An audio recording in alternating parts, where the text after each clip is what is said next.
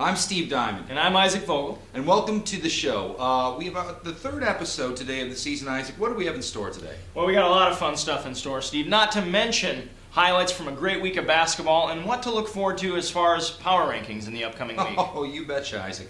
So let's not waste any time. Let's get right on to it. Don't forget, folks, to vote for your all-star ballots. The rec ballots are in, I understand, Isaac. So go to uhnetwork.com or ultimatehoopsmn.com to vote for your favorite player today. Now let's get on to the highlights. And as always, for these highlights, you might want to double harness, buckle up. With the number 1 Raptors on a bye, all eyes were on the surging number 2 Suns as they played the number 5 Mavericks. The Suns' Kevin Tendall jump-starts the night with a 3 from the top of the key, followed by Luke Witt's triple.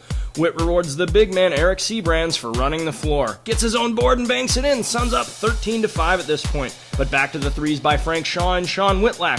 Gets the Mavs within 2. More from Whitlock later. League scoring leader Denver Tedbrook gets going as he answers with a ridiculous 4-point play. Next time down, pull up 3. In football, this would be a touchdown and 6, but lucky for the Mavs, it's only worth 2 as Witt and Tedbrook combination adds to the lead. Bledsoe's tough fadeaway temporarily slows Denver's onslaught, but all the Suns got into the act as Seabrands hits from downtown. Seabrands again, different spot, same result. 3 me up. Suns up 35-21. Denver, fadeaway, soft roll right before the half. However, like all good teams, the Mavericks making a run in the second half. Consecutive threes by Whitlock get the Mavs within 12. Barani helping Whitlock out with a nice move inside. But when the Suns needed a bucket, Tedbrook seemed to deliver. Yeah, he's good. Mavericks still competing though. Sledge slices through the lane and Bledsoe's pull-up 3 is good. Mavericks still competing. In the end, but it was too much Denver and Minneapolis. A Jordan-esque fadeaway as he finishes with 35 points. Exactly his average for the season, and the Suns go on to win 96-83. The Timber Kings love to run as Wenzel burns the Mavs here for a tough layup. Montreal Yancey answers with a 3, 1 of 3 on the night. Eric Ritter gave the Kings fits all night. Nice drive for 2, then a 3 to make it 9-8 early on. Mr. Fundamental Doug Espenson toys with the defense. On the next possession, shows the Mavs he can hit from the outside and puts them up 14-9. Didn't I say the Timber Kings like to run? Listen up. Nifty to pass from Krista Brockie to Wenzel, and 1 to put up the Kings 29-14. New defender on Ritter, same result. On the other end, Zach Burke matches Ritter with a 3 of his own. This is getting repetitive. Timber Kings like to run. Hey, future teams, take note. The Timber Kings like to run. Wenzel easy 2 puts them up big. But back to Ritter in the zone as he single-handedly tries to keep the Mavs close with his 4th 3 of the night. But after every one of his shots, it seemed like all night the Timber Kings would answer with 2 of their own.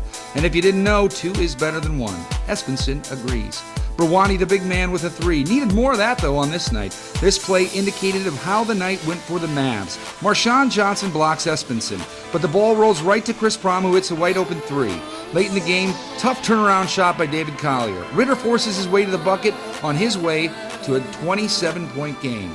Timber Kings too many weapons and too many big shots as they hit 14 three-pointers on their way to a 74-57 win to improve to 4-0 on the season. Madmen versus Tornadoes. Here the Madmen's Ojaro Foster working hard for this 2, but Nick Rell from deep over James Badford. These 2 were going at each other all night. Feed the big man. Steve Diamond got a game to match his on-air personality. But Tornadoes with great passing all night as Chris Foster finds a cutting Jake Tamte for the deuce. This time Rell to Richard Randall. Same result, easy 2. The Tornadoes' Ryan Ballou with a tough left-handed layup to give them an early lead. But Paris isn't worried about the deficit as he takes it into the lane. Count it and 1. Madmen retake the lead. The game went back and forth all night. Foster with a tough runner. Bradford puts the brakes on. Whoop, crosses over, pull up and count it. He had 24 for the night. Nick Rell trying to keep pace. Another nice pass to Ballou underneath to extend their lead by 5. Bradford answers right back with a baseline drive through 3 Tornado defenders. Here, the combination of Ojaro Foster and Paris works perfectly. But big man Scott Nelson fond of the 3-point basket, challenges it and makes 1. He had a solid 7 points on the night. On the other end, Foster with a circus up and under that gets the crowd to their feet. Nick Roel, meanwhile, into the lane with the circus left-hand shot, Steve Nash-like. Paris Curran, though, with a very athletic move here, count it. But in the end, it was Ojaro here from the baseline, sweet left-handed 3, got it. And the Madmen went on to win 74-66.